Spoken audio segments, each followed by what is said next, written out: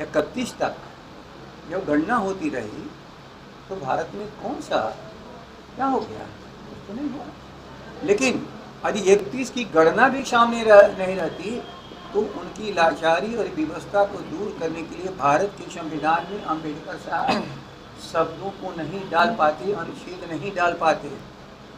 लेकिन यदि हम संविधान को मानते हैं तो संविधान के द्वारा में कहा गया है कि सारी चीज़ें भविष्य में होंगी, गणना होगी, अधिकार दिया जाएगा।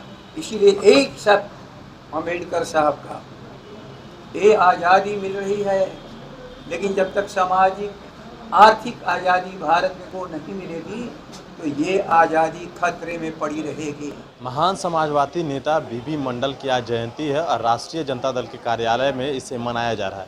तस्वीरें आप देख सकते हैं कि किस तरीके से आज वीपी मंडल की जयंती जो है वो प्रदेश अध्यक्ष जगदानंद सिंह के मौजूदगी में मनाया गया है। साथ ही साथ जगदानंद सिंह ने कहा है कि जो वीपी मंडल हैं वो जिस तरीके से कहा जाए कि वो उस वक्त जो है बिहार में कितनी जातियां हैं इसका पता चला था, और अब जिस तरीके से अब जातीय जनगणना को लेकर जिस तरह से तेजस्वी यादव ने इस बात को प्रधानमंत्री से मुलाकात करके उठाई है, और इसके लिए जो बिहार की जनता ही नहीं बल्कि पूरे देश की जनता जो है तेजस्वी यादव को धन्यवाद दे रही है।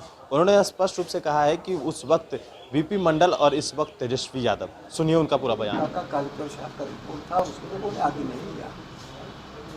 लेकिन तेजस्वी प्रसाद मंडल केवल आरक्षण की बात नहीं, अनेक अनुशंसाओं को किया, जातियों की गणना की, कितनी जातियां इस मुल्क में वो भी बता दिया।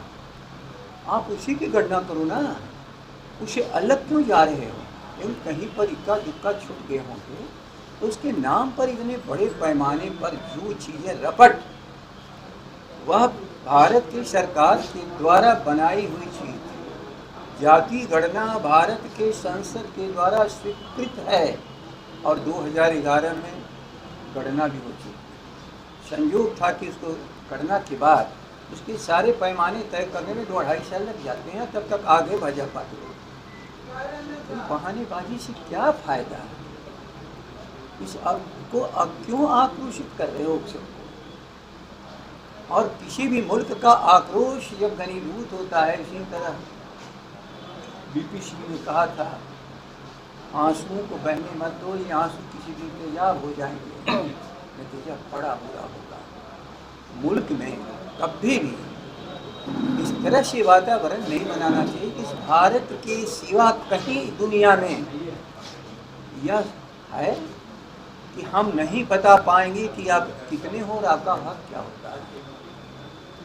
अब लोग आगे बढ़ने के लिए खतरे हैं, जिनको खतरे हैं वो कह रहे हैं कि हम खतरे में पड़ने के लिए तैयार हैं, तो जिन्होंने उनके हक को छीना उनके ऊपर कौन सा खतरा है?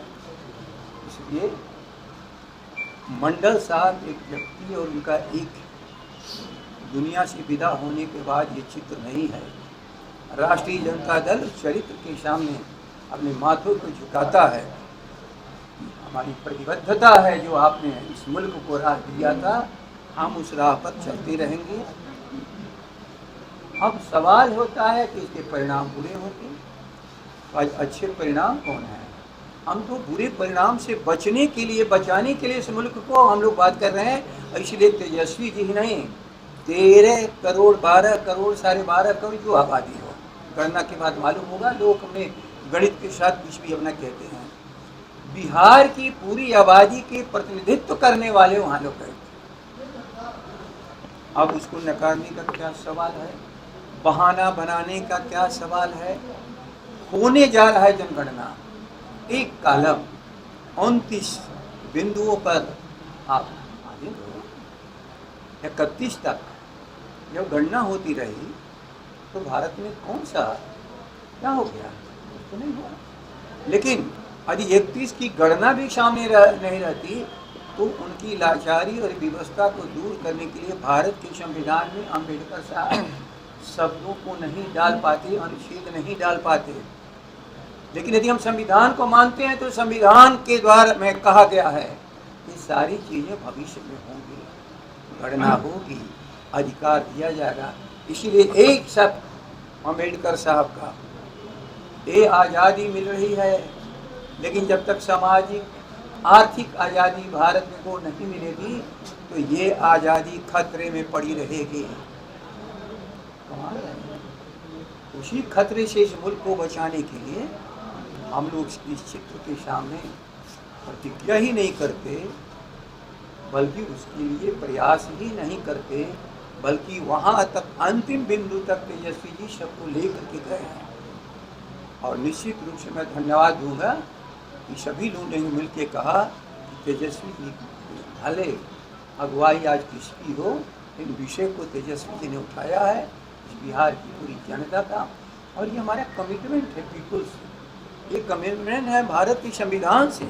और मुझे लगता है कि भारत के संविधान में उनको मानने वाले लोगों का आज सबसे बड़ा ये अवसर है कि हम ही लोग नहीं, सभी लोग इसको स्वीकार करके अब जो मुँह ऊपर से हटा के बोलेंगे वही मैं समझ पाऊंगा, अब फिर जो नहीं। हाँ, विपिन मंडल साहब क्या जयंती है और आज के दिनों में उनकी जो विचार थे उनकी प्रासंगिकता भी करते हैं। हम जब एक चित्र के सामने खड़े होते हैं तो चित्र के नहीं, एक चरित्र के सामने खड़े होते हैं, एक इतिहास के साथ खड़े होते हैं कि जो उसकी आज के समय में वह इतिहास वर्तमान को किस दिशा में ले जाने की कल्पना की।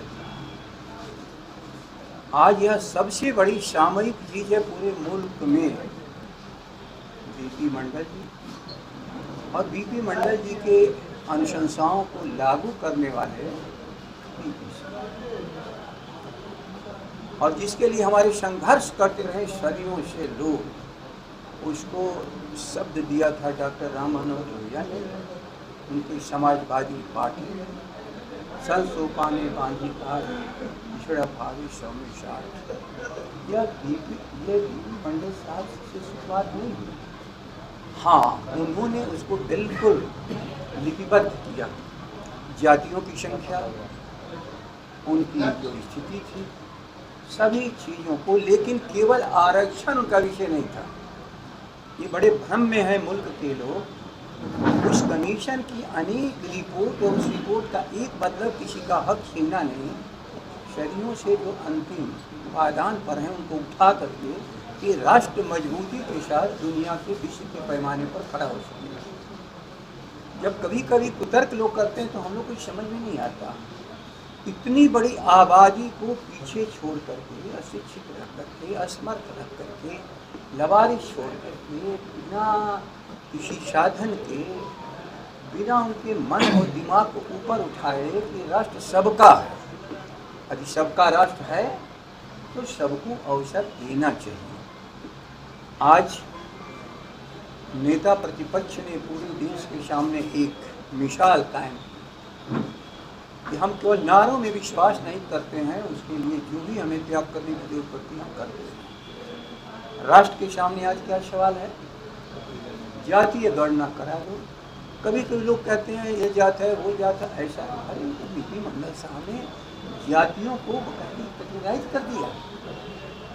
उनको तलाश नहीं करना है, केवल संख्या बता देना। अभी ये जो तर्क देते हैं कि 10 निकले, 5 निकले, 6 निकले, नहीं, this is the settled issue by the national commission. VP Mandal साहब के चेयरमैनशिप